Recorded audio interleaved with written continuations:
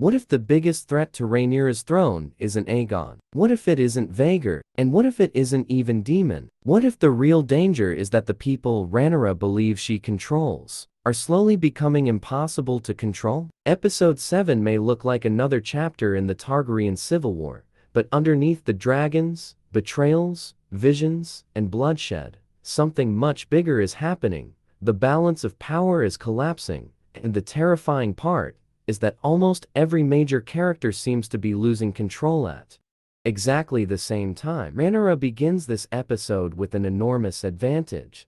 She has dragons. Lots of them. But by the end, that advantage doesn't feel nearly as powerful anymore, because owning a dragon and controlling a dragon are two completely different things. And episode 7 proves that distinction in the most brutal way possible. Let's break down what really happened, and why the final episode could be far more dangerous than anyone expects. The dragon advantage was a lie. At the beginning of the episode, Rhaenyra appears to have something Team Green desperately needs: numbers. But the episode slowly destroys the idea that 6 dragons automatically means 6 weapons. Why? Because dragons aren't soldiers. They aren't obedient machines. They have their own instincts, their own riders, and their own loyalties. And Rhaenyra is beginning to discover that the Hard Elf is the perfect example. He has a dragon, but that doesn't automatically make him loyal to Rhaenyra. And once someone like Ulf realizes that both sides desperately need him, his dragon becomes more than a weapon. It becomes leverage. That's why his betrayal is so important.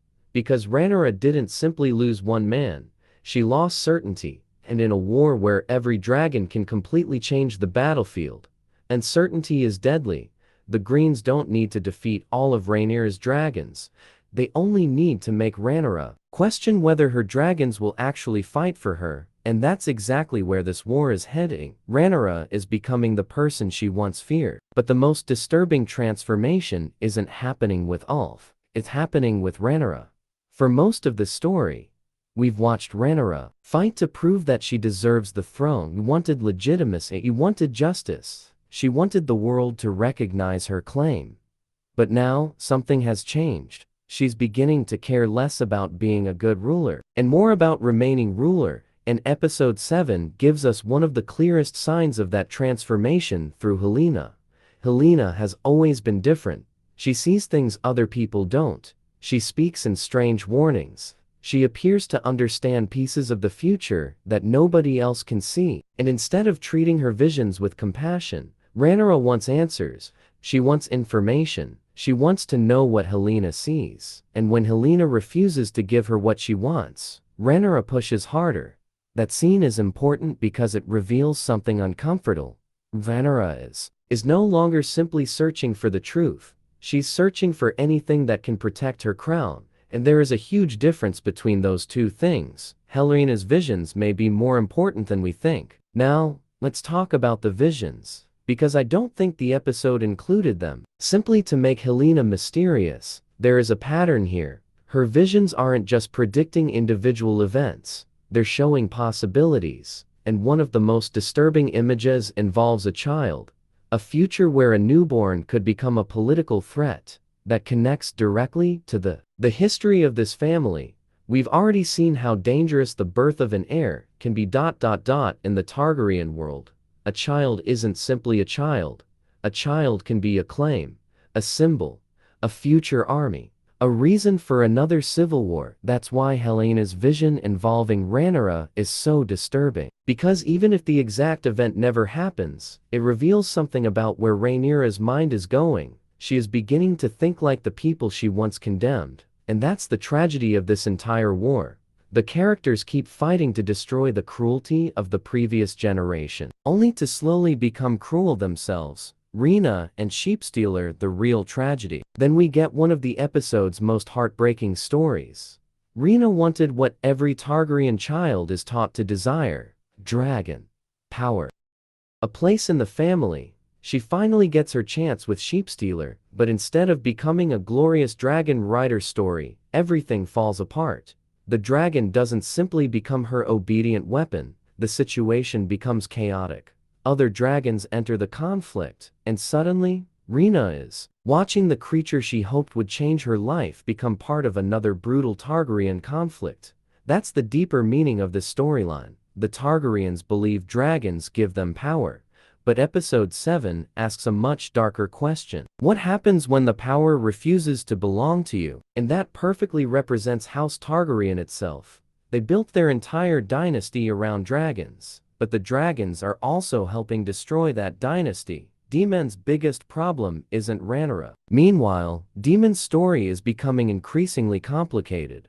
For a long time, Daemon seemed like the wild card who could solve Rhaenyra's problems, but now, his decisions are creating problems of their own. His relationship with Rhaenyra is changing, his relationship with his daughters is changing, and even his position within the larger war is becoming uncertain. The most interesting part is his attempt to protect Rhaena. For once, Daemon is trying to act like a father rather than a warrior, but the tragedy is that the relationship hasn't been developed enough for that moment to feel simple.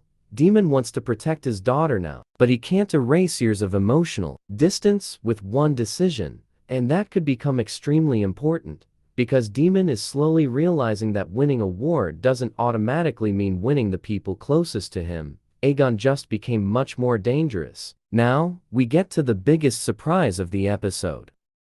Aegon, for the first time in a long time, Aegon doesn't run, he doesn't hide, he doesn't beg. He doesn't surrender. He stands there and decides that if he is going to die, he will die as a king.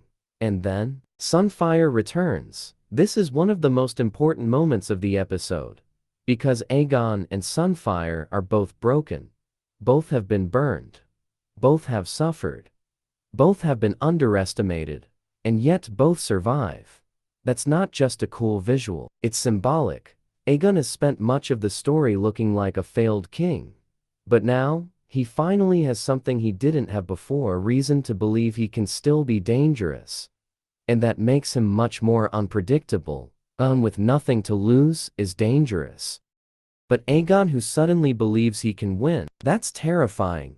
And then comes the betrayal. But while Aegon is finding his strength, Rhaenyra is losing control from another direction. Rhaenyra's real enemy may be her own mind, and this brings us back to Rhaenyra. She's surrounded by people, but emotionally she is becoming isolated. Daemon is changing. Arya wants her influence. Her Dragonriders aren't completely reliable. Her enemies are multiplying, and Helena's visions are giving her information she doesn't know how to process. Even her relationship with Miss Arya shows the problem. Miss Arya tells Rhaenyra what she wants to hear. Daemon tells Rhaenyra things she doesn't want to hear. And that's the difference. One gives her comfort, the other gives her reality. And right now, Rhaenyra appears to prefer comfort. That's dangerous for a ruler, because the moment a king or queen surrounds themselves only with people who agree with them, they stop ruling reality. The biggest clue for the finale. So what does all of this mean for the finale? Look at the pattern. Rhaenyra's dragon advantage is unstable. Aegon has recovered. Sunfyre is alive. Ulf has changed sides. Helaena is seeing things that may not have happened yet. Rhaena has suffered a devastating. Daemon is trying to become something different, and the Targaryen family is more divided emotionally than ever.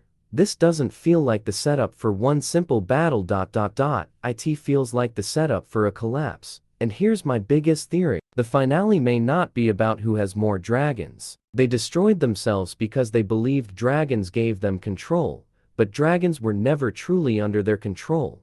And neither were the people. So when the final battle arrives, the biggest question won't be, who has the strongest dragon? It will be, who still has someone willing to ride for them? And after everything we saw in episode 7, that answer is becoming harder and harder to predict. If you think Rhaenyra is still going to hold the advantage, let me know. But if you think Aegon and Sunfyre's return changes everything, then the finale may be about to prove just how dangerous a wounded king can become. Because in Westeros, the most dangerous character isn't always the one sitting on the throne. Sometimes, it's the one who has already lost everything.